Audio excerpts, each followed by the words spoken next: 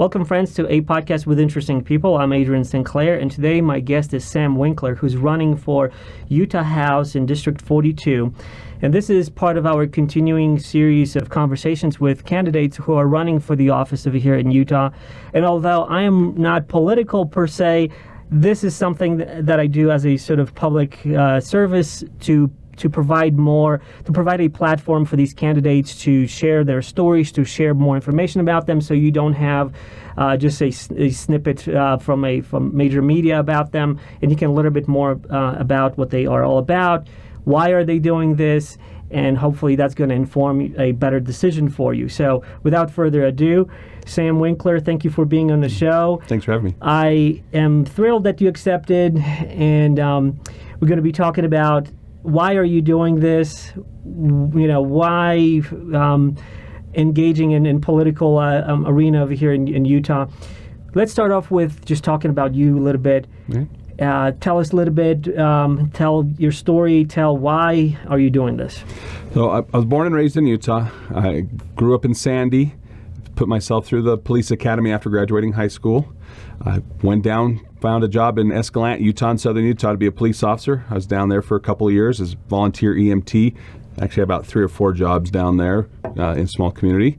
But came back up to the valley. It's where I grew up. It's where I wanted to be. Right. I've been a police officer here for over 20 years now in the city I work for. And in that time, I've worked in schools.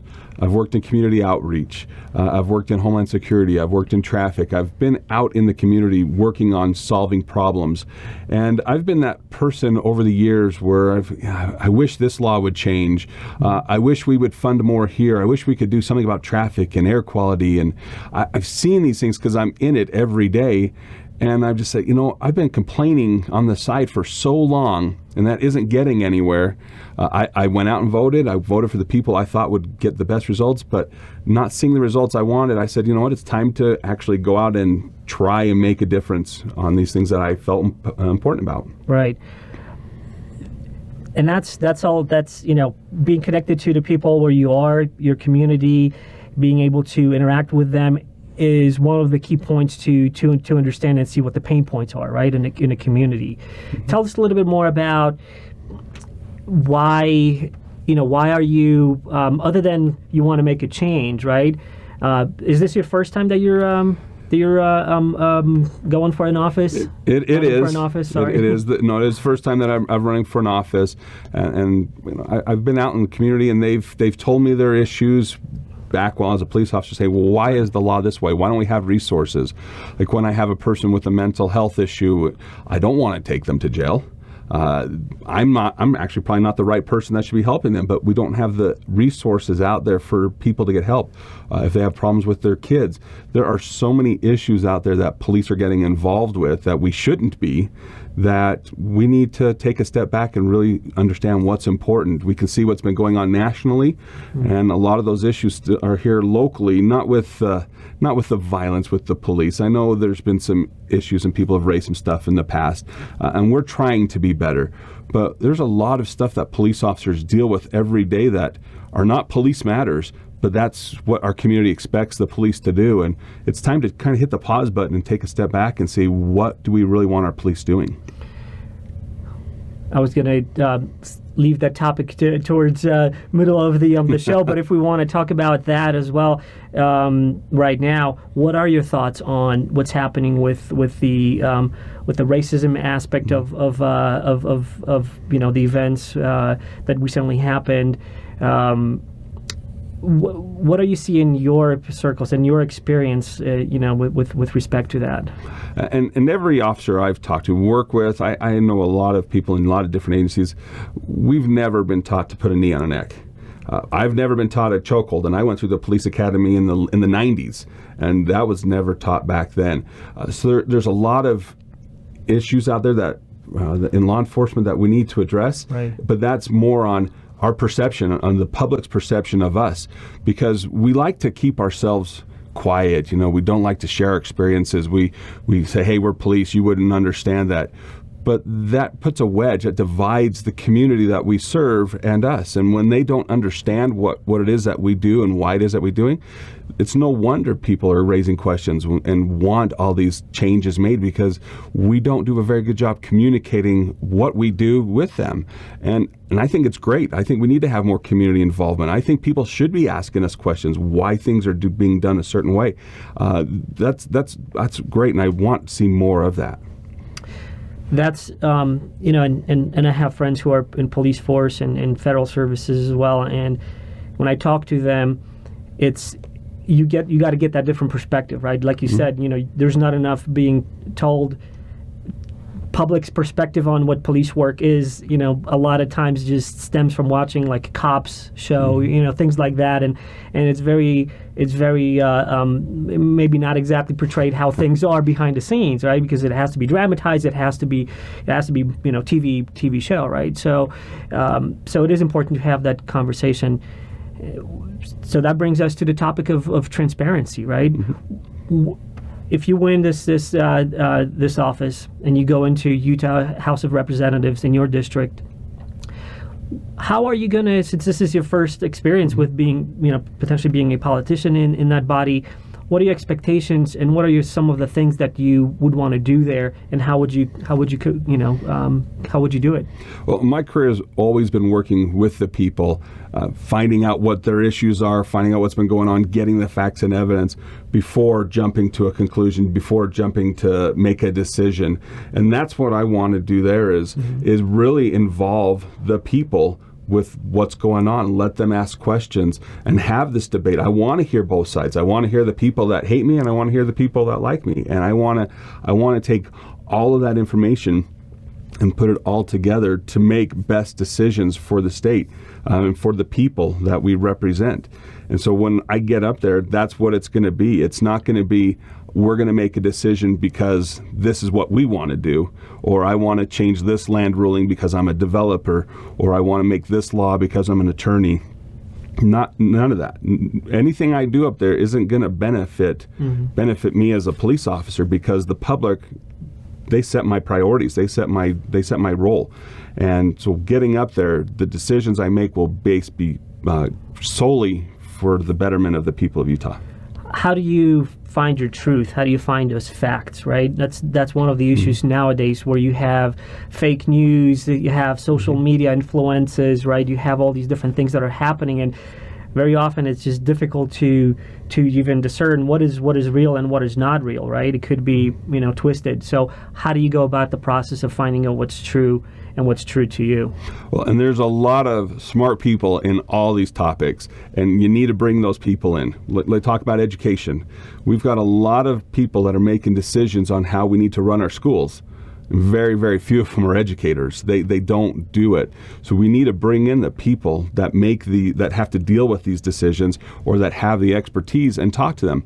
But we also need to bring in the people that might have a misunderstanding of what's going on about funding for education, or about air quality, or about any of these topics. And we need to bring all those people in so we can have a chat. The sad part with how our system is set up right now is we have 45 days in the session, and we have hearings before that, and then they go to the full House or the Senate, depending on where it's going. And a lot of times people aren't aware of these hearings until last minute, maybe a couple days before, and then they only have so much time to speak on it. When there's a hot topic issue, you draw in a lot of people and there's more time spent to it. But some of these that might affect people every day, like health quality, access to health care, transportation, people aren't aware of these issues until I missed this meeting. I wanted to say something. And we need to start this process a little bit sooner, and not just introduce a bill the last day and get it rushed through. People need to have a chance to read this information and have their voices heard. What are some of the ways that you are going to create that bi-directional conversation with your constituency? Because that's, in a modern day, we got all the technologies. What have you been, utilizing, and how would you do things moving forward to kind of keep that connection? Well, the one thing that the coronavirus has done, it's given us more access to this, meetings virtually. Right. I mean, there's been a lot of that stuff going on, whether you're on Google Hangouts or Zoom or any of the other ones that are out there. There are so many ways to meet with people, in addition to the standard email and U.S. Postal. There are so many ways that we can get together and have a meeting saying, hey, this is an important topic coming for South Jordan and West Jordan. We need to talk about this. I want you to log in on this day at this time, and we're going to chat. If you can't, shoot me an email, we'll reply. But we have so many opportunities with technology this day to meet with our people.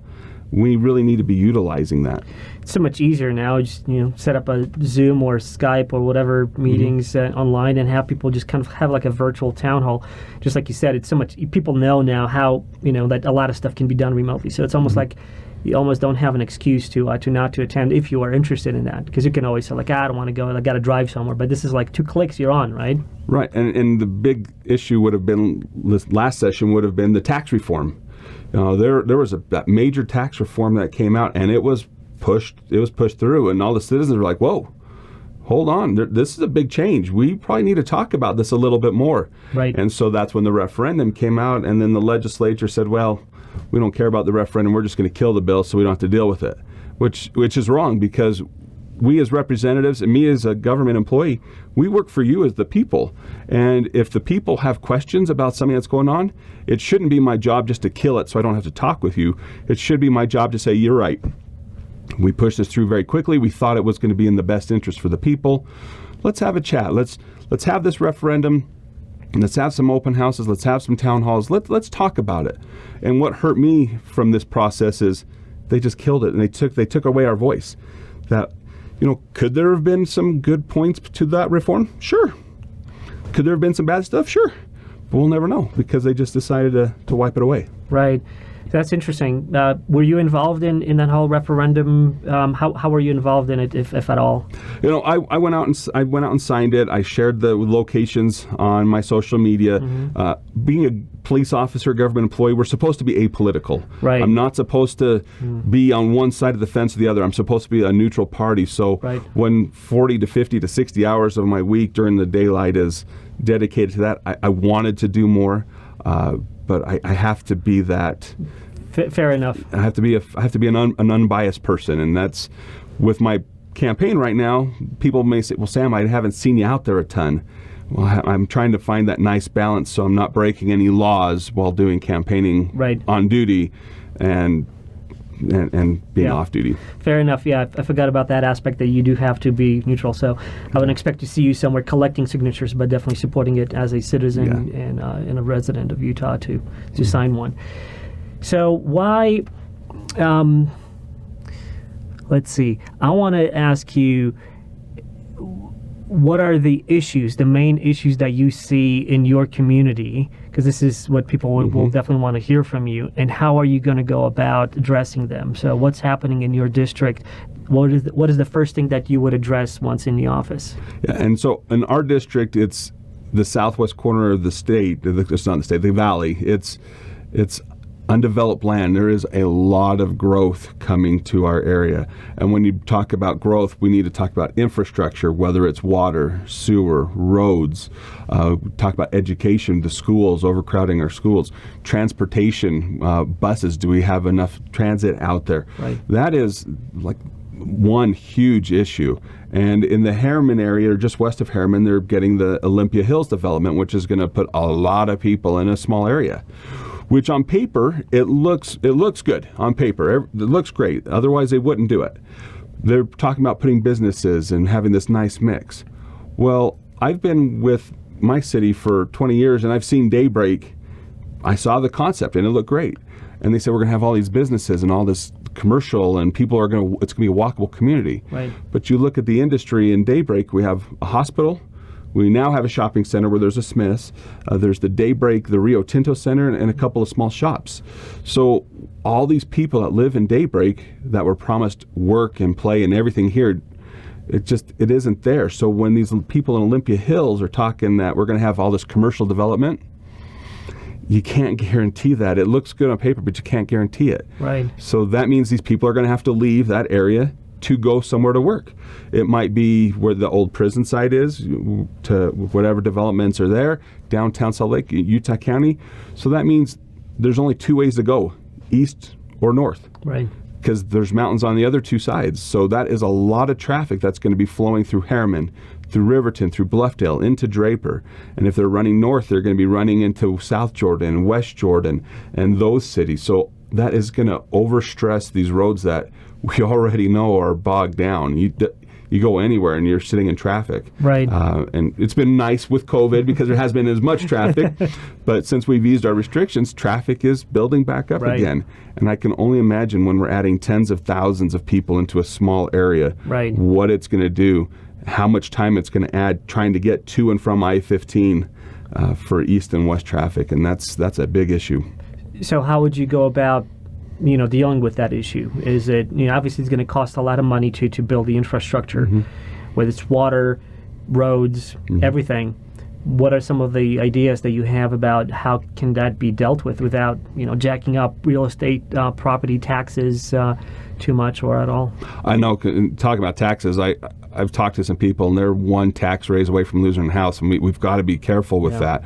And so that comes down to, where is this money coming from? Because I pay taxes, you pay taxes, we all pay taxes, and we don't want our whole check to go towards taxes. So we need to first look at the stuff the state is offering, the services that state is offering, and is that a service you as a citizen want any longer? And if it isn't, why are we providing that service? Is that money then can go somewhere else that maybe we can put on expanding a road or adding transportation in. So we need to look at that. And unfortunately with Olympia Hills, the referendum, it died, and COVID, so many issues, and that was an issue that should never have happened. We should have made some exceptions for that. But we need to talk to these developers, and when you think about developers, most of your representatives in the state legislature, the House and the Senate, are developers, and that's what they do. And so they like these. But we need to say, if it's making a certain impact on this community, whether it's roads, water, sewer, schools, then they need to have a phased approach to this development. That, okay, we'll let you do so much, but until you add certain aspects, we're not going to let you do any more.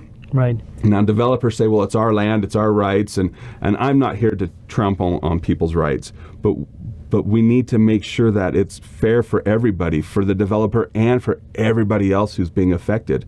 Think about the teachers who already have a super amount, they have a ton of kids in their classes, and kids are sneaking through that maybe aren't getting the attention they need and maybe aren't getting the full education that they deserve.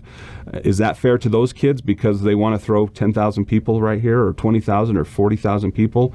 It's not fair to those kids and those families, because now I'm taking away that kid's ability to have his American dream or her American dream. So if we can find a way to balance that growth and make sure that this infrastructure and resources are put in a phased approach, instead of saying, we're dumping it all in and we'll build the roads after, or we're going to put the schools in after. That's just not the right way to do it. And then, do we even have enough water in the state at all? Right. I mean, that's another topic. That's another topic. I mean, we're talking about piping water into St. George in southern Utah because so many southwestern states have rights to that water. We're talking about pumping in water from Bear River because we don't have enough water in this valley. The water under South Jordan, West Jordan, and the aquifer, it's been contaminated from years of mining, and they're trying to clean it up, but who knows when that will be ready. And our lake is our lake shrinking, which if you've heard some of these stories over the last winter, the lake shrinking affects the snow amount we get in the mountains. Right. Now we're starting to see dust particles in it, which is collecting the heat, making the snow melt off faster. So our water storage up there is shrinking little bit by little bit. So we need to balance all the community needs with roads and sewer and education with the state's needs of water. And it's almost time that we have to pump the brakes and have a real honest discussion about what resources we really have. And I know the developers don't like that, but I mean, how can we put all these people in this valley if we can't even sustain life without water? Right. How would you open up that conversation? How would you get to that balance? So that, you identified the what's. how are what are the hows? How would you do that? Is that even possible? I mean, there's only finite amount of water, right? All these things that you identified, like less snow, less water coming in. What else can be done? Well, we need to pump the brakes. That's what we need to do first. We need to just stop and say, okay, cities and counties, I know you're your own entities and you have the right to make your own decisions, but we at the state have some major concerns about what's going on with water. First of all, we have all these lush green yards and water, thousands of gallons of water run down our gutters each day. We need to see what we can do to reserve what we have already. And if we can't, the state might have to step in and say, we're going to have to stop building right now. Mm-hmm. We're going to have to stop building right now until we have a clear understanding of what we really have. Because we've had some wet years, and we have some very full reservoirs. But we also have had some very dry years and some very empty reservoirs. Well, what really is our normal? And we're going to have to get the people involved that know this and say, this is how much water you have. If we allow our yards and we allow this watering and we allow this, then this is how much we can build. But if we start mandating that people cut back, we can add a little bit more this way. Right. It's like if you go to Las Vegas, it's a desert area, not very many yards down there. Right. They can throw more people in because it's not going down the gutter into a storm drain. And we're really going to have to take a look at that to see what we can sustain for the next 20, 30, 50 years from now. Let's talk about politics and what kind of issues do you see currently in the House of Representatives, maybe even in Senate. What are your thoughts on what is happening over there, and what are some of the things that you have sort of like on your checklist of things to deal with if and when you get in the office? Yeah. So when I look at our state, how our state's put together right now, or the House of Representatives and the Senate, I see there's a lot of people that are aligned on one party. Obviously, I am running on the Democratic ticket, and we need a nice mix up there because then it keeps one party from just pushing things through without hearings. I know people think about that, like what's going on nationally, and all they do is fight and bicker. Nationally is a whole different ballpark. This is the local, and actually the local races affect you more than what happens on the federal level. But we need a nice mix up there. We need a nice mix of genders, of backgrounds, of parties. We need that mix so we can have those open and honest discussions up there so people aren't pushing it through. 'Cause then you think about some of our initiatives that we voted on, whether it was Proposition 2 for marijuana, where then the state came in and said, hey, we're going to change it to what we want. And it's like, well, why? And the voices that were screaming against that were so small they couldn't. Now, I'm not saying one way or the other, but if we're going to have people say that they want something, we need to have a talk. And we also need to have the ability to stop them. So when we put the referendums like the tax referendum out there, what did they do? They just voted to kill the bill. So that's where we need a mix in. I want to really hit on, when I get up there, even before what happened in Minneapolis, I was endorsed by the Black Caucus because of my feelings on the need for some police reforms and some police updates.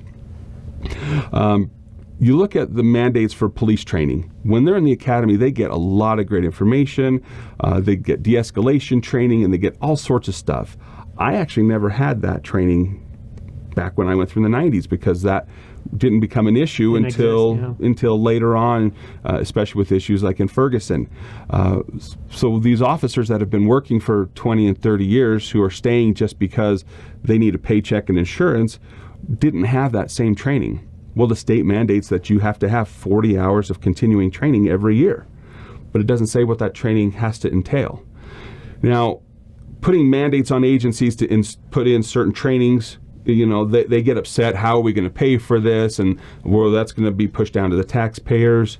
Well, we need to encourage that issues that get citizens injured or killed, police officers injured or killed, or city sued, those should be things that should be part of that 40-hour training. Right. De-escalation, dealing with the mental health, dealing with people from different backgrounds, races, religions. Those should be mandates. And whether it's having someone from the community come in and just talk to us about, this is when you're dealing with me, this is what I feel and this is what I need, or whether it's an online training, because there's plenty of that out there these days. We need to mandate some of that training going there to reduce the amount of citizens that are getting injured or killed, and police officers injured or killed, and all those things. So that would be one of the first things, and that's one that I had actually pushed back in January and February when I started this hunt for the race for the House. So that's one thing I would like to see come out of it, just to address that. I also am big on environment. Those couple years I spent in southern Utah and Escalante and seeing the beauty of this state, I like local control, which is weird to hear a Democrat say. I like local control. I think I think the cities should control the cities and the state. The federal government. They have a big hold in our state. But I don't want oil wells in the middle of a national park, and I don't think our citizens do either. I really don't. Right. Do we need the federal government to do that? I don't think we need that. I think we can manage our lands the way we want to manage our lands. It's nice having those national parks. I've visited them, and they're beautiful. I just don't think that if the federal government were to give up that land, that the state would rush right in and throw oil rigs and mining operations. I just don't see that, because we all love the beauty of this state. But I love local control. And so I want to see that the state give more powers back to the cities. And what is the state doing that's restricting growth for the cities? We know that retail has been going down, but service industries like restaurants have been going up. But the state limits how many licenses for alcohol that they can have. And so if someone's looking at building a restaurant, maybe they want to serve beer or liquor, they may not have a license available, which then restricts that city's ability to collect taxes. So now my residents have to go to another area, which then that money goes to a different city. Same thing with the liquor stores. I'm not saying that the state get rid of them. It brings in a lot of money, which goes to education and for lunch programs. But cities like South Jordan and West Jordan, we don't have a liquor store. So our 180,000 combined residents are going to all these other cities, spending tax money in those cities, which then benefits those cities. Right. So what is the state doing that restricts these cities' ability to grow and manage itself and bring in those businesses? And we really need to look at that and and let the cities run themselves. It's not the 1920s or the 30s anymore, where the cities were so spread out and the state was trying to be really uniform and have that help the cities grow along. This is 2020 now. The cities are just as capable of running themselves as the county is, as the state is, and we really need to give more trust and ability to our cities to manage what they feel is best for their citizens. Have you identified any issues that are preventing those cities and local from achieving what you said in terms of managing themselves better, and how is the state impeding or interfering? Well, when they created rules, look at car dealerships. They say that only certain amount of car dealerships based upon the brand of the car can be in certain locations. That's why you see these large auto malls. But then you go to West Jordan, because it's within, I think it's like 35 miles. Don't quote me on that. I'd have to double check it. But because they can't put another dealership of the same within a certain distance, a city like West Jordan, who's surrounded by West Valley on one side and Sandy on the other side, and even South Jordan, we have a few, they don't get any car dealerships. And so they're losing out on a lot of tax money because of the rule the state put in on how many you can have based upon distances. And that does hurt these cities that don't have them. Some cities may never ever get a car dealership because there's another one within a certain distance, and that's a lot of sales tax that someone is driving from West Jordan into South Jordan. When you think about sales tax on a car, that's a lot of money, and that money is going to a different city, even though I live in another city. So there are lots of these little fine nuances in the law that restrict growth for our businesses that we need to take a look at and say, what can we do to make South Jordan better and West Jordan better? Very interesting. Thank you for sharing that perspective. I wouldn't even consider something like that, and that's a very good example of like how state regulation can impact local governments and local communities. So that's a very interesting perspective. Thanks for sharing on that. And when you think about all that money that's being lost by these other cities, now these cities can't put in a traffic light. They can't widen a road or add a sidewalk or make these necessary improvements because another city is getting that money that this city wants. What other issues do you see, aside from what we mentioned so far, what other issues do you see in your community that you would like to address? I know we talked briefly about environment with recent COVID situation and the pandemic and the quarantining and a clear impact of fewer people driving. You can see, the smog or the inversion and dissipating or not even being there. What else? What can be done? Like with respect to environmental aspects of that. Yeah, and we saw the same improvement in air quality after 9/11 when we'd grounded the planes and that. So we do see this improvement. And personally, my wife and I, before our last baby, he's 2 now, but before that we were pregnant, and it was in the middle of a really bad inversion, and we went in on one appointment. Everything was fine. We went back to find the gender of the baby, and we had lost the baby.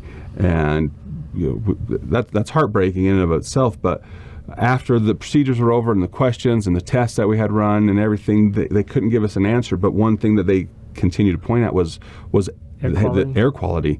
That air quality, it's because the particulates are so small, they can actually pass through and into the placenta, and it can affect the baby. And they couldn't prove it. They couldn't prove it, but they couldn't rule it out. Right. And so that was heartbreaking for me. And how many of our families have that? And just the air that we breathe is killing us and killing our American dream. And what can we do for air quality? Well, we've got this idea that we need to have shopping centers, big shopping centers that people have to drive to. But you go to the East Coast, and it's very prevalent to have a small market everywhere that you walk to. You drag your little basket. You got the strip malls going along from town to town. We really need to be pushing our community and building within our communities instead of forcing people.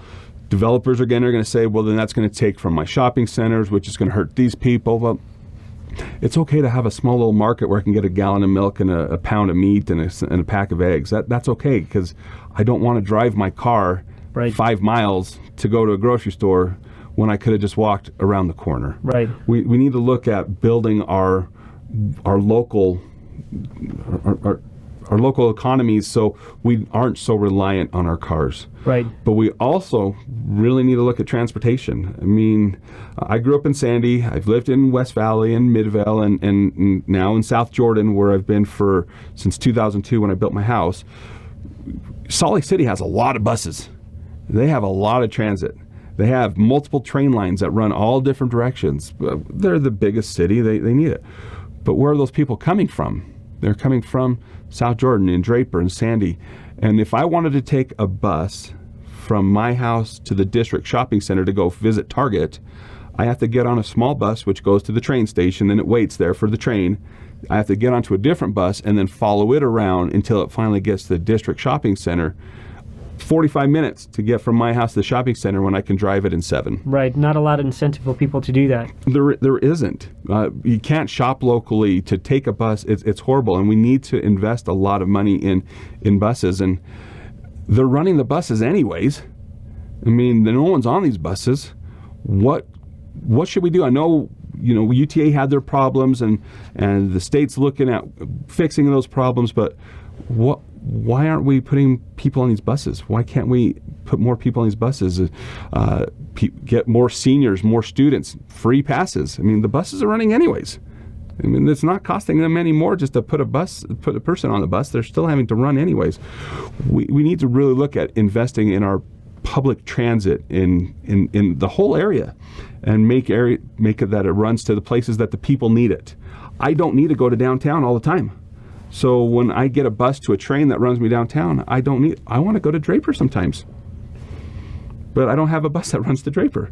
I would have to take the red line all the way up to Fashion Place Mall and then jump on the blue line and go all the way back. And it would take me an hour to get to Draper when I can drive it in 15 or 20 minutes. So we need to work with our community members on the transit. So that's one part. And then getting more small businesses into our communities, that would be another part. What are some of the issues that you see with small businesses or starting a business? Like, what are some of the incentives now, especially with the corona and how it impacted small businesses? What can be done to recovery and incentivizing people to actually even start a business? And I guess the biggest question the citizens should be asking their state and federal leaders is, why wasn't it, when this money came out, why wasn't it a staged approach? Why didn't we look at small businesses with fewer than 20 employees and then small businesses with 20 to 50 employees? Why didn't we open up different windows for these businesses when we know that these smaller businesses with less than 20 employees are hurting far worse than your Walmarts and your Targets are, because they're essential and they were open. Right. Yes, they did have some hour restrictions and they probably had a few layoffs, but why didn't we do that? We really need to push that. And when we look at, I was reading something, I can't remember if it was in the Tribune or if it was just on the local news but they're saying that Utah is going to be a global leader in our economics. Well, what about our local people here? We really need to be focusing more effort and time on our local people, not bringing in a company that's going to shut down 7 businesses here locally. The local businesses are what keep us from having to drive miles to a mega store or keep our employees employed. We really need to be focusing on that. And as much as I want to be a global leader in science and technology and put Utah on the map, which we do a great job on our own doing that right now, we really need to focus on the small guy and making sure that these people's needs are met. And if that means we need to look at the tax laws and see how we're affecting them, if we need to look at the incentives we're doling out to these large businesses, are we following up with those incentives to make sure that they're meeting their requirements? We need to look at all these things to really emphasize our local economy and our local growth. And then once we've taken care of ourselves, then we can look outside. When I talk to my citizens about neighborhood watch programs, the first thing we do is we talk about how can you be safe in your house? What are some easy things that you can do? So let's work with ourselves first before expanding how can I make my community safer. It's the same thing. What can we do to improve our local people and our local economy before throwing us out on a global stage? I like the support of small businesses. To me, that means security. It definitely impacts, like you said, makes sense. If you're going to have a local shop and they have competitive prices and you don't have to drive miles and miles to some other place to get your stuff. Supporting local services. I always talk about Utah Natural Meats because they are just near and dear to my heart, because they are providing local food, locally grown. So whatever happens nationally, you have that resource locally. So to me, that's such a good example of why having local business is just so important. Let's give them a plug. They're on 5600 West between 78 and 70th South in West Jordan. Go visit them. Go visit them. Utah Natural Meats. And if you haven't watched the episode that when I talked to Shane and Kristen Bowler from Utah Natural Meats, where we talk about their operation, go and check it out. It's an eye-opening perspective. How wonderful people can impact local communities and why are they doing what they're doing. Which brings me to the question for you. What is your moral compass? How did you develop your principles, and what is driving you? What is not negotiable to you? What is a space where you have changed maybe over time as you're growing, older and wiser, maybe, or what have you? That's just an expression. I don't know. No, but I mean, I don't have something that I am so dead set on. Being in law enforcement, I did it as a kid. I volunteered in the Sandy Police Department. I rode my bike and helped them there. I've always done that. I've always liked helping people. Right. So when we say something off the table, nothing is ever going to be, I'll never listen to that. I'm never, because that's not my job as a legislator. It's not even my job as a police officer. My job is to be open to everything and then gather the facts, gather the information, listen to all the sides, and then make a decision. Guns. I'm a police officer. I know that there are a lot of good people out there carrying guns every day that have never dropped it and left it behind, had it stolen out of a car, accidentally discharged it. I know there's people out there that probably shouldn't have guns that based upon their past and their history. But I'm not so dead set on making rules one way or the other. Even though I'm a Democrat and they say, oh, guns are bad or whatever, I don't believe that.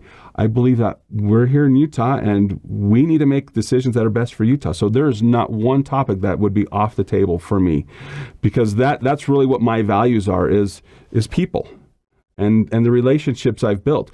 And when I make a mistake, it affects me deeply and personally. That how did I make a mistake? How could I have let somebody down and disappointed them? And that's not what I stand for. I stand for being the best person I can and helping people.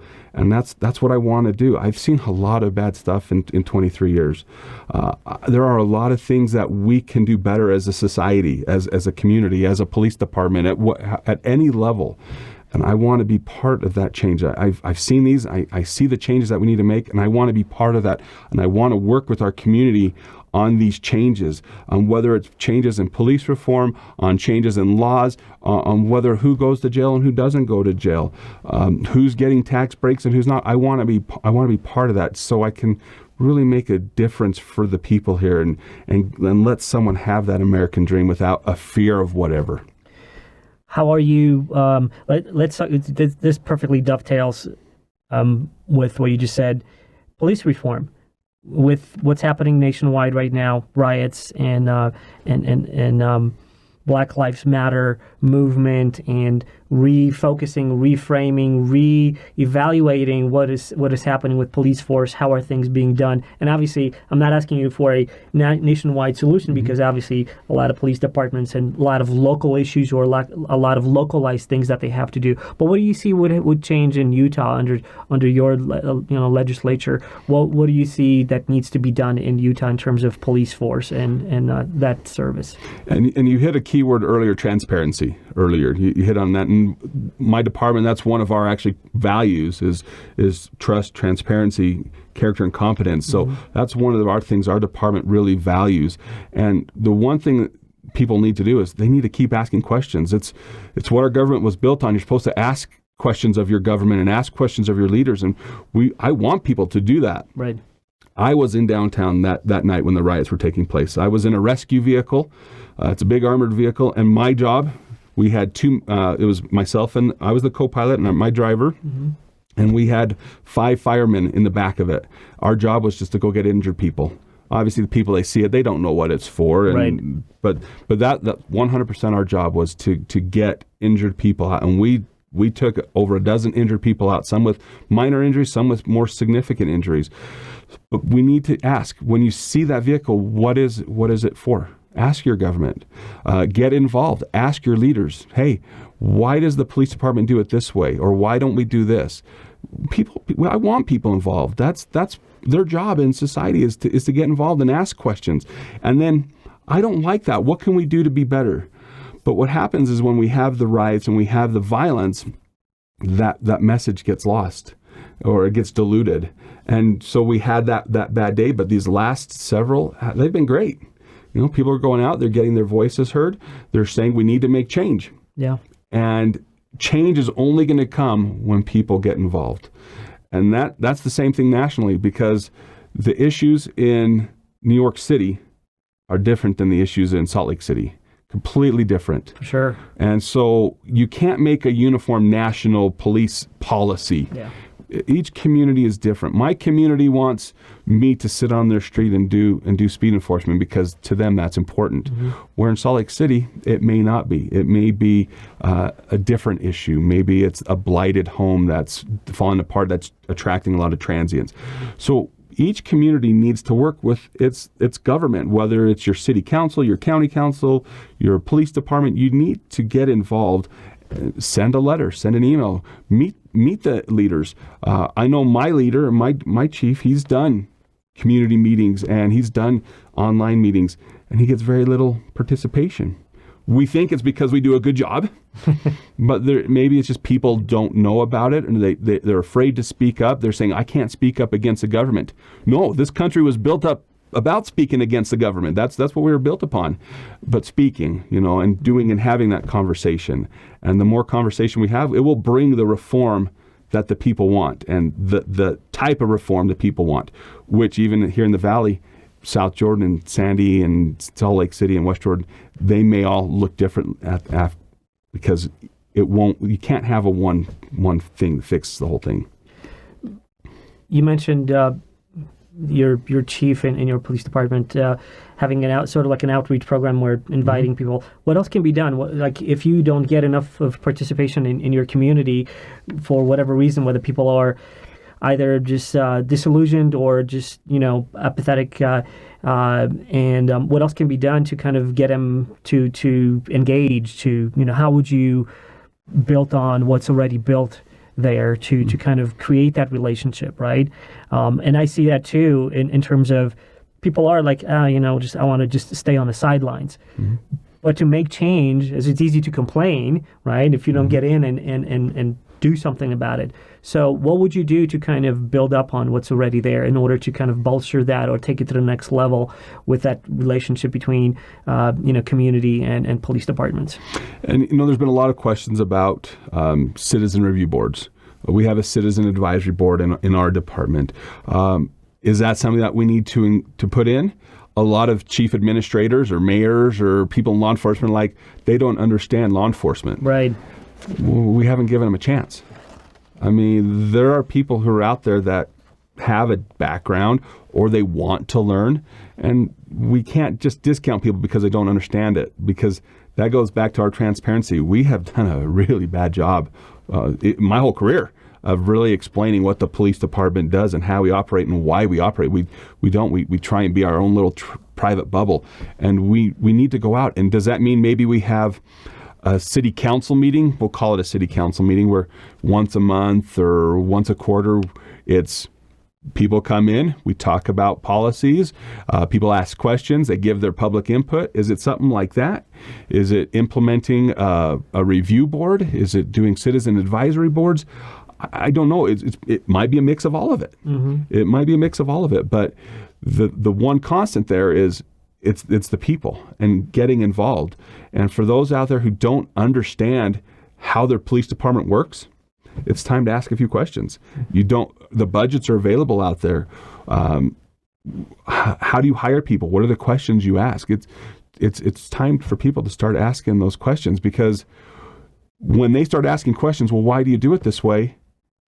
Well, that's a good question. We've always done it this way. I don't know why. It's always been done this way. Right. And if no one brings in another voice to give you a different perspective, then you're just going to go with, well, it seemed to be working before. Nobody raised a hand, exactly. So we're going to go with what worked. Exactly. The police, the state post, they have an advisory council where it brings in police officers and mayors and public citizens, and they rule on police discipline, whether police officers can keep their jobs or not. So there's all sorts of ways, whether you want to get involved locally, on a county level, on a state level. There is a lot of things people can do. But the first thing that they have to do is vote. Because if we don't vote, we don't get change. And whether it's a vote for Sam Winkler because you like who I am or not, it's still a vote, and your voice needs to be heard. And we really need to vote this year. This is a very important year. It's a presidential year. The House of Representatives, your local leaders, people who are going to make, whether it's city council or even a school board, the lower down you get, down from the federal level down to the local level, those local levels affect you far more than the federal level does. So we really needed people to get out and vote for these local races. Being a Republican state, mm-hmm. and you running on the Democratic ticket, how do you see your work cut out for you as a Democrat or running on a Democratic mm-hmm. ticket? You are, I'd say from my perspective, maybe a unicorn, more of a Democrat in a sense of maybe atypical views, but then again, that's what it's all about, right? It's about specific things, people, and so on. Tell me a little bit more about some of the challenges that you would foresee running as a Democrat in Utah. The biggest issue that I've run into is people will ask me right off the bat, are you a Democrat or a Republican? And when I say I'm running as a Democrat, they'll close their door and they won't even listen. And we have this very likely the same values. We might differ on one or two things, but we're probably a lot closer than people realize. I was born in Utah. I've lived in Utah my whole life, except for maybe a few months when my dad was deployed in Alabama, but I was too young to remember that. But I grew up here. I went to elementary, middle school, high school here. I went to Weber State University while working full-time as a police officer. I actually didn't graduate until just a couple of years ago. So I've lived in Utah my whole life, and I have Utah values, and people say, well, Sam, why aren't you running as a Democrat? I guess I like being an underdog sometimes. It's fun making people work, I guess. I don't know. But I really have the same values, and we might differ on one or two things. But what I want people out there to do is give them a question, because if all you're doing is voting for a party, that may not be what you want. That may not be what's needed in today's world. So we really need to take the time to research who our different candidates are, right, and get a good understanding to see if they have your values. And if I don't have your values and you don't vote for me, that's fine, but at least let's give it a shot and let's see where we align and see what we can do. And then if I do and I support you, that gets some diversity up in the legislature to help keep it in check up there. Again, we're not the federal. We're not gonna fight at each other, and we really do work together very well in this state. And I will work with them just as well. So, what are some of those values that? How would you differentiate yourself from other candidates who are running in your district, in District 42? We had Jordan Tusher over here on the show.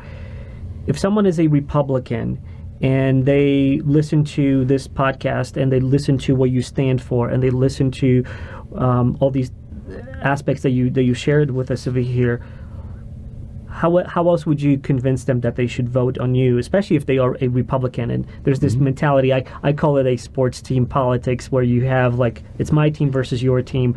And I apologize for those of you who are listening to this again and again, and I know I kind of harp on this topic because I believe that it's such a huge thing that's impacting politics. We live under these labels as if they're like sports team. It's my team versus your team.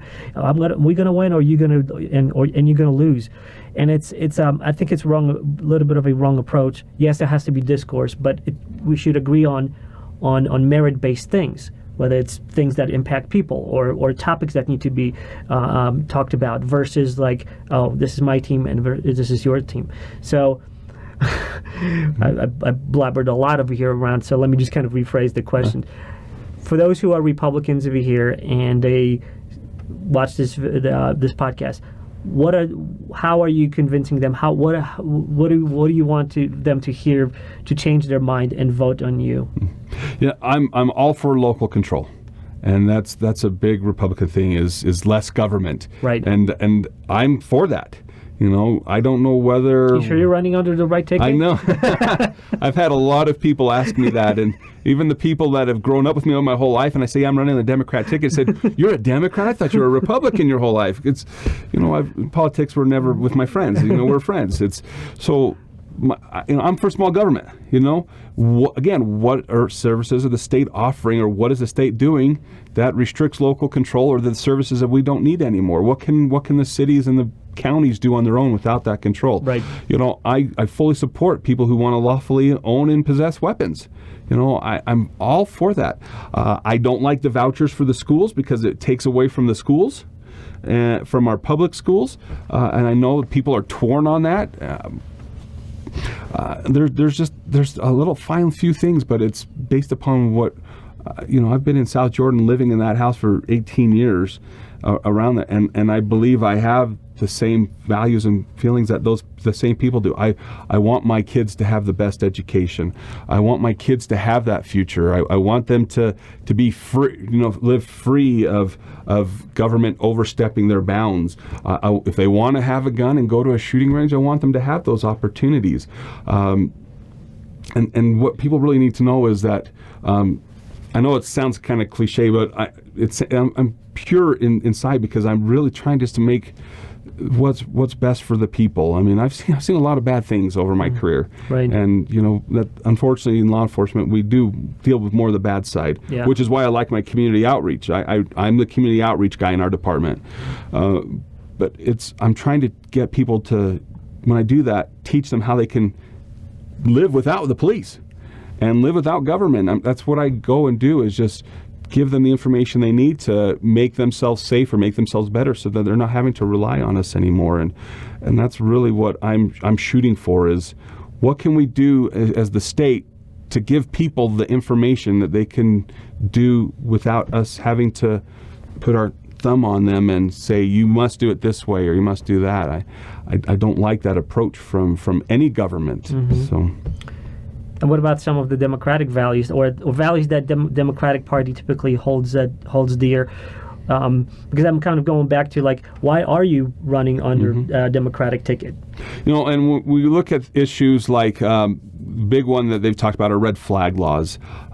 What is that? Basically, it's if someone were to own a weapon, somebody could say, hey, I'm concerned about this person, they're going to hurt themselves or other, and then the government can go in and snatch them away until it's proven. I've seen so many people file false police reports in my career. I have concerns about that. And I know that the Democrats are trying just to protect people. They're trying to reduce suicide and homicide and accidental deaths. They're trying to reduce that. And that's great. The intent behind it is great. But we need to come at it carefully, because I don't want to stamp on your rights as a citizen from owning a weapon because someone may or may not have made a false claim. Right. There needs to be the checks and balances in place. I believe that the government shouldn't be in the marriage. We shouldn't be dealing with marriage. If a church wants to put restrictions on that, they're a private organization. They can do that. But when the government is offering a service, it has to offer a service to everybody. And so I know that really hits on the gay rights, but the private church, they can do what they want, and that's fine, because they're a private organization. They can do that. But when I go to the county clerk, a county employee, the government can't discriminate, and so I know that's big on them too. Is getting that discrimination out there, and whether it's a loan, if it's a government-backed loan, there can't be any discrimination. There's so many things. If the government's doing, we just cannot discriminate. It doesn't matter on what the reason is. But if the LDS Church, the Church of Jesus Christ of Latter-day Saints, wants to restrict that, they can restrict that, because they're a private entity.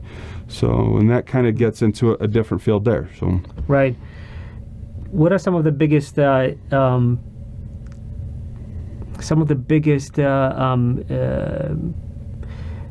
I don't want to call it issues, but let me just reframe that in my own brain. Things that are preventing the change that has to happen. That's the best I can do in terms of, like, impact in your community. Like some of the impeding forces that you see. We have more and more big businesses moving into to Utah. And they will exert certain influence and lobbying efforts. How are you going to protect yourself from such influences? Let's say, Amazon, or like we got these big companies coming in, Amazon, Facebooks, and so on. And it's great for, from some perspectives, job market opening up, bringing in more people, technology coming in. But at the same time, those big companies can have influence. Obviously, they will want to fend for themselves. Excuse me. Yeah, you're right. How would you protect yourself, or strike that balance, from the lobbying forces that would come along with interest groups like that? And a part of the law enforcement code of ethics talks about not giving into these influences, political influences, and that's how I've lived my whole career, and that's exactly how I'm going to live in the House of Representatives. Right. Is that, yes, they make some valid points, but they didn't elect me. That's not their job. And right now, I don't have big business backing me. I mean, it would be nice to have that, because I could get a few more yard signs or something like that. But I don't have people pushing me, because that's not what I represent. That's not who I am. I represent the people. And if the people think that we should be offering tax breaks to something like this, that's the people's choices. But if the people are saying this is negatively affecting my schools, because now I've got too many schools, or it's negatively affecting my roads, we don't want this, that's the people. I'm supposed to be a voice of the people in the state, and that's what it is, not a voice of big business. Right. Again, I've got more local and small businesses in my community than I do big businesses. Right. I mean, I've got like Dannon, and Rio Tinto has the distribution center. Boeing has a plant there. Amazon's building a fulfillment center. So there's a lot of big businesses which employ a lot of people. But I've got more small businesses by number of businesses in my district than I have these big businesses. And there needs to be a balance. I want to hear from the big business, and I want to hear why they need to move in and why they need these tax benefits. I want to hear from them. Right. I wouldn't be doing my job if I didn't listen to both sides. But I need to go to the citizens also and say, hey, these guys are coming in, and this is what they want, and this is why they want it. A lot of times that doesn't take place because these companies are trying to move in quietly. I believe that West Jordan lost the Facebook plant because of some issues, because once people found out it was a Facebook data center and all the money that there was, the tax breaks they were given, West Jordan got a lot of heat from the citizens and the plan got pulled. Well, a lot of these big projects like to stay quiet until they've passed a certain point, because then it's too late for anybody to back out. So do we need to be so secretive when we're trying to bring in business? I don't think so. I mean, how can they be part of the community if they're not willing to engage the community? And have that transparency Right. along with it. We talked about a lot of different topics over here. We talked about fiscal responsibility and accountability and transparency. We talked about air quality, protecting our environment. We touched on education just a little bit. Mm-hmm. What are some of other topics that are near and dear your heart that you would want to address and talk about so that people can see your perspective and your opinion on it?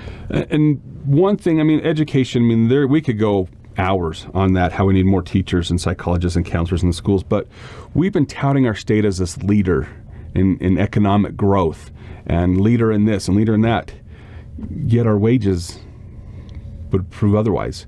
I supervise the school resource officers right now and the traffic division and a few other things, and I can't tell you how many teachers are actually on food stamps.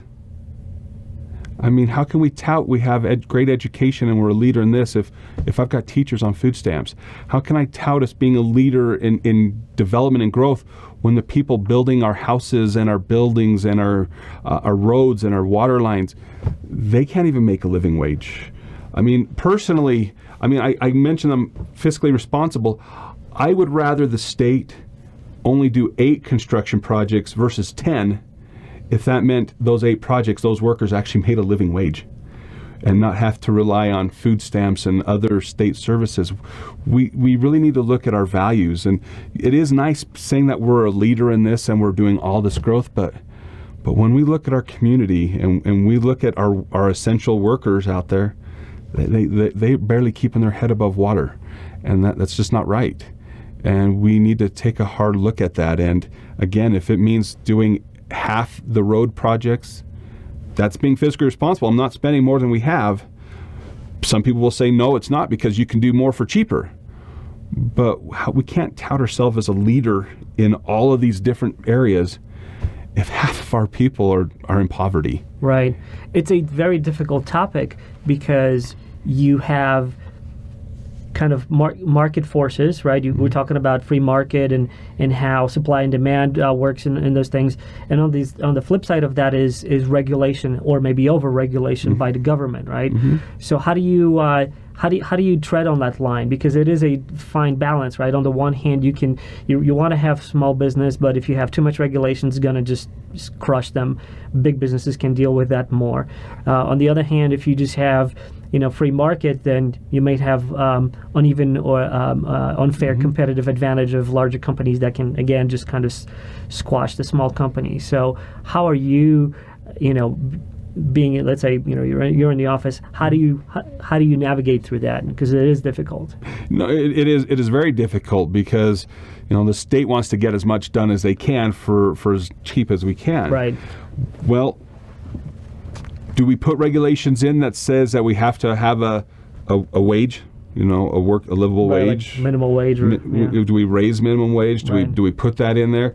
Do we look at the union side that says that they're offering, this? Do we look at all of those things that people are offering?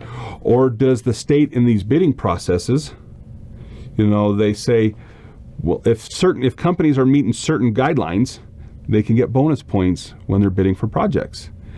That means the state, again, is going to have to, maybe not do as many projects in the future, or they're spread out, which I know sometimes not as many road construction projects would be nice. Right. Not having road construction everywhere. But do we, instead of putting regulations and mandating this, do we give bonus points to these companies and incentivize companies to pay higher wages and to pay more? When it comes to teachers, they're all government employees, and that is going to come down to the state level. If we don't want our teachers living in poverty, then the state's going to have to act on that. And does that mean that taxes are going to go up? I don't want to see that. It just means, where are we spending money that we shouldn't be spending money anymore, and giving that back and letting local control. I remember a day in our agency where we had too many chiefs and not enough Indians. Maybe we make the districts really justify why they have so many people in all these positions and see what they can do with less. I mean, I don't want to get rid of employees, but I just can't. It just doesn't sit right that so many of our people in this state struggle paycheck to paycheck because we tout ourselves as a leader, but we don't put the money where our mouth is. Right. Do you see any glaring misallocations of funds being spent that you would tackle on? Like, hey, this is impacting my community. This is not done right. We need to look at this and revisit this. I don't think the state's doing it on purpose. I think what it's coming down to is that this is how it's always been, and this is how we always do it. And so no one's ever asked the question why, and why are we spending that? But that's where we need to get more involvement from the citizens, saying, why are we spending more here? I want more funding in arts or this. And so people are probably going to come out from every side and say, well, we need to fund all of this. But the question is, the state needs to say is, do we? Do we need to be funding all of these things? Right. Do we need to be funding the alcoholic beverage control at this level? Or is that something private industry should be doing? Is that something that we need to be doing? Yeah, I know that a lot of profit comes in that goes to other programs, but they're not paying property taxes on those buildings. Those employees are state employees that the state has to pay for. They get state pensions. When they retire, they get state pensions. The state has to maintain the buildings and buy them.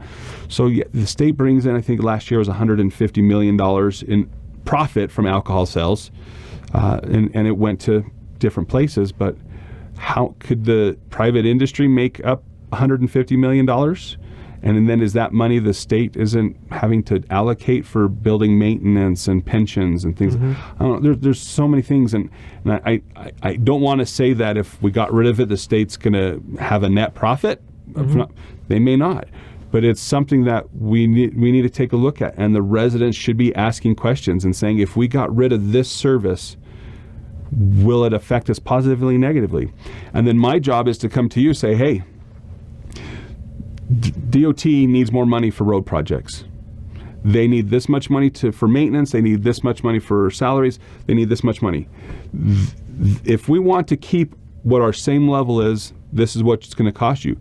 But if you believe that we need more road plowing, more fixing of potholes on our road, more construction projects, it's going to cost this much money.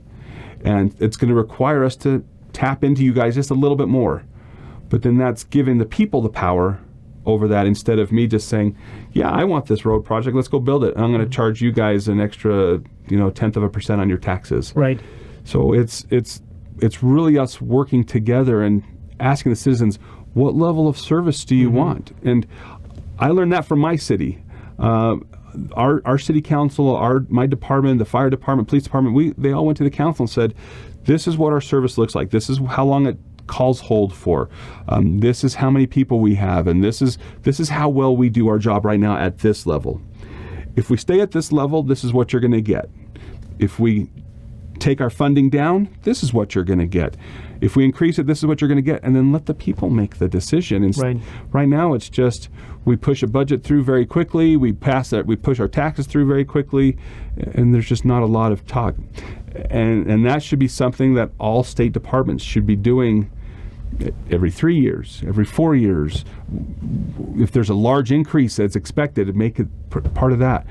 It's something that we should do just to see, because I love the arts. I do. Does the state invest enough in arts? I don't believe we do. Arts is what gets people thinking outside the box. It gives people a place to go and enjoy something, get away from reality. It gives local theater, gives you the ability to see stuff that you may not be able to at a professional. But it's up to the people to decide at what level that's important to them. Well, that's an interesting topic that you mentioned, because at what point is the division between what states should do and shouldn't do? Mm-hmm. Should the state invest and fund cultural things or artistic mm-hmm. things, or should the market dictate that, right? Like if someone wants to be supporting and being a patron of some kind of mm-hmm. Artistic endeavor, then they are speaking with their money. But at the same time, maybe the market is going to jack it up too high, and they're not going to be able to afford a ticket to go to something. So maybe that's where state comes in. But at the same time, you don't want state to divert too many things into that, misallocating it potentially, right? Mm-hmm. So they're very, very interesting and tricky thing to do. No, it is, and that's. And there is no perfect answer. And if someone in the legislature, the Senate, or anybody comes in and says, I've got a perfect answer, they're lying. Because there isn't. Because this isn't something that can be decided today or tomorrow. It's a formula. It's going to take some time, and it's going to take some input. So when this big tax reform came out, that was pushed through very quickly, and we said, whoa, the whole state budget, it needs that right now. If when you work in government, you're given a pot of money to work off of. And what happens at the end of the year? Hey guys, we have this pot of money that we haven't used. We better spend it or we're not going to get it next year. Right. That's the thought process. Why is it that way? That is a broken mechanism. That is, it's super broken. I mean, now it benefits those agencies that, hey, we didn't buy this computer for you guys because we didn't want to spend the money, but now we have it at the end. Mm-hmm. We're going to spend it. But how much of that goes to frivolous spending too? Right. And so it needs to be reeled back in, because if we can bring even $1 million from all these agencies back into the state at the end of the year, that's $1 million that could go to, hey, South Jordan, we're going to help you with this road project. Here's $1 million. Right. It's money that can go back into the communities. Or, hey, arts, here's $1 million. Mm-hmm. Let's have a nice production. Right. So, but because the government, they have this mentality that if we don't spend it all, right, they're not going to get it. They're not going to get it. Right. We got to change that thinking. Right. What do you want to send as a message to your constituency? Any closing thoughts or summaries? We covered, I think, a lot of topics over here. But if there's anything that we missed, what is it that you want to share with your constituency? Why should they vote for you? This is your time. This is your time to shout out. And what I want you guys to hear from Sam Winkler is, talk to me. Give me a shot. Let's have an open and honest conversation about what our issues are in our area. You go to my website and it's on the screen, voteforsamwinkler.com. It will show my big thing, my 3 things. And those are the things that were important to me and why I wanted to run. But my job is to work for you, for the citizens, to improve our community. And we can only do that by working together. And I want to hear from you. If you go to my website, it lists my phone number. It lists my email address. With everything that's going on, my wife didn't want my address on there, but my address is on there, because she's worried about our family security. I know the people in Utah are different, and I'm not worried about that. I want to hear from you, and I want to work with you to make a better community. Yes, my goal is to improve the South Jordan and West Jordan area, but those decisions will affect the entire state. And so when we work together, we can make some great changes for this state. Well, Sam, thank you for being on the show. I really appreciate you being here. I hope you had a good experience in having enough time to talk about important things that are and a little bit about you. And hopefully this is going to help people to make an informed decision on who they want to vote for. I wish you the best of luck, and open invitation to come back on to the show. If whether you get elected or not, I would love to talk a little bit more about police issues, and I think that would be a great, that'd be great topic. And next time, no tie. We're just this is my wife dressed me totally casual. So thank you for being on the show. Appreciate it. Thank you.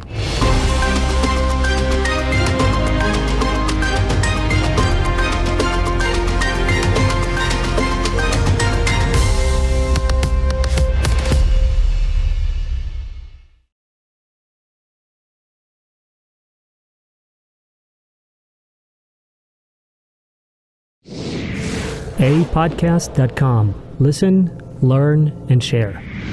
Thanks for listening to A Podcast with Interesting People. If you like this episode, please subscribe and leave a review or comment. And support us by sharing our episodes on social media. We really appreciate it. And for more information, visit us at apodcast.com. Thanks. Thank you.